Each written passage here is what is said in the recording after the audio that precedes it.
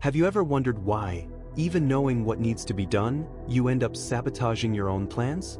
What if I told you that the secret to success lies in eliminating the obstacles you create along the way?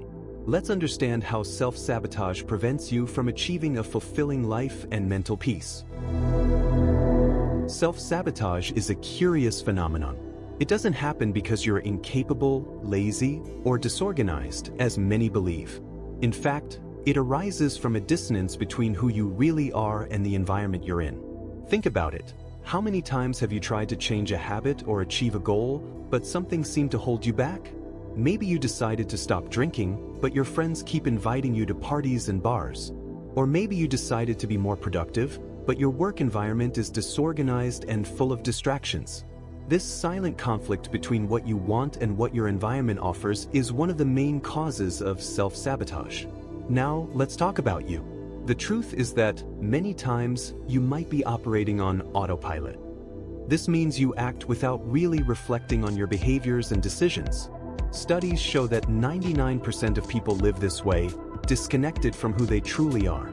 And this is dangerous because when you don't know your own patterns and traits, it's much easier to fall into the traps of self-sabotage.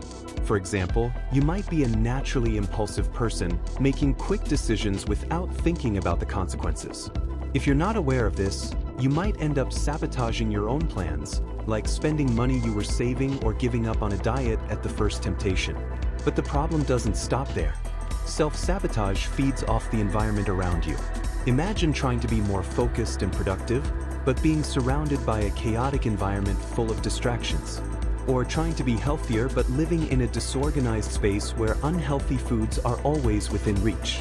Impulsivity, combined with an environment that doesn't support your goals, creates a perfect formula for failure. And the worst part? Many times, you don't even realize you're sabotaging yourself.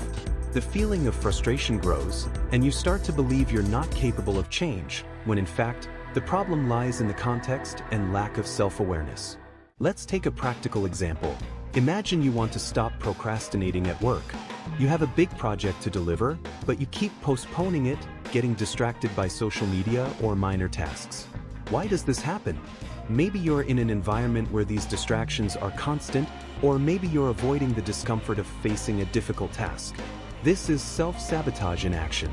You want to be productive, but you end up creating invisible barriers that prevent you from moving forward. But how exactly do you break this cycle of self-sabotage? The secret lies in self-awareness and intentional action. Imagine your mind as a garden. If you let weeds grow uncontrollably, they will choke the plants you truly want to cultivate. Similarly, when you act on autopilot, without paying attention to your thoughts and behaviors, you allow negative patterns, like procrastination and doubt, to take over.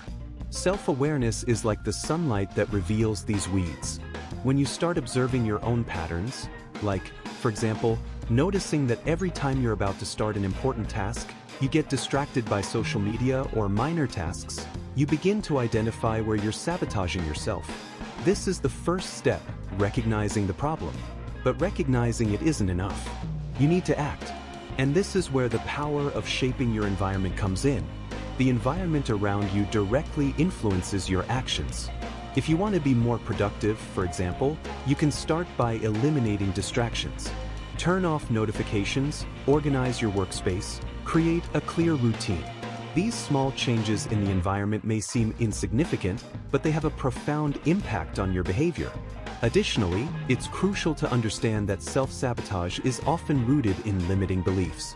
Perhaps, deep down, you believe you don't deserve success, or that failure is inevitable. These beliefs may be operating unconsciously, but they influence your actions. That's why it's important to question these beliefs.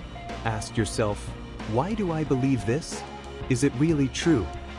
When you start acting consciously, shaping your environment, and challenging your limiting beliefs, self-sabotage loses its power. You stop being a victim of your own patterns and become the protagonist of your story. And it's at this moment that true transformation happens.